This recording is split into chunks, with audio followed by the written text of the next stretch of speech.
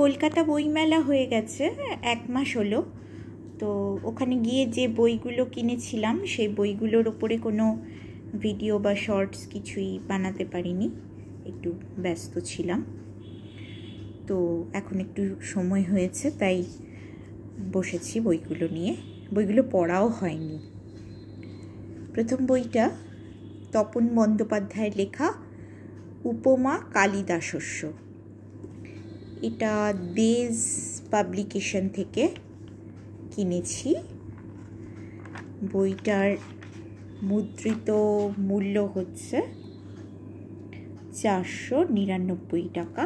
10% discount পেয়েছি। কালিদাসের ওপর লেখা বই। বইটা এই বইমেলাতেই প্রথম প্রকাশ হয়েছে। পরের বইটা দেবজ্যোতি ভট্টাচার্যের লেখা গৌতম বুদ্ধের পথ ধরে।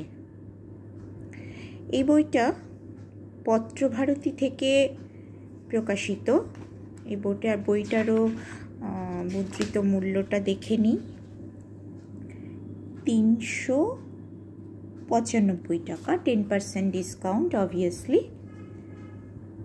এই বইটা আমি কিনেছি। এরপরের বইটা দ্বীপ প্রকাশনী থেকে মন্দ কথা, নৃসিংহপ্রসাদ ভাদুরীর লেখা। এই বইটারও মূল্য হচ্ছে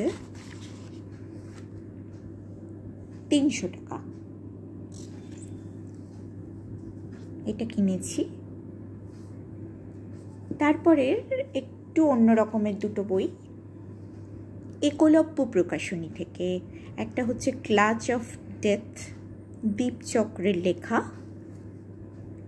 এই বইটাতে আমি লেখকের শুভেচ্ছা সহ ওনার স্বাক্ষরও সংগ্রহ করতে পেরেছি। উনি ছিলেন তখন ওখানে, তো সেই জন্য সেই সুযোগ হয়েছে। আর তারপরের বইটাও একলব্য প্রকাশনী থেকে একটা বই, আধার পাথার। এটা পার্থদের লেখা। প্রথম বইটা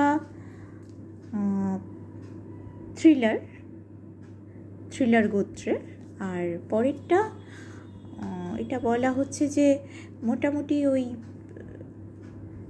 ডার্ক ফ্যান্টাসি বলা যায় আর কি, বা অলৌকিক কিছুটা রহস্য সেগুলো বলা যায়। এই বই দুটোরই দাম সম্ভবত, এটাও 270 আর এটাও আমি যা দেখেছিলাম 270। তবে এই বই দুটোতে একলব্য প্রকাশনী আমাকে 20% ডিসকাউন্ট দিয়েছেন। তো এই মোটামুটি আমি বইমেলা থেকে কিনেছি। অন্যগুলো 10% পেয়েছি, কারণ বইমেলাতে তো 10%-এর উপরে দেওয়া হয় না সাধারণত। তো অন্যান্য বই যেগুলো বইমেলায় গিয়ে দেখেছি ভালো লেগেছে, সেগুলো পরবর্তীকালে কলেজ স্ট্রিটে গিয়ে চেষ্টা করব সংগ্রহ করার।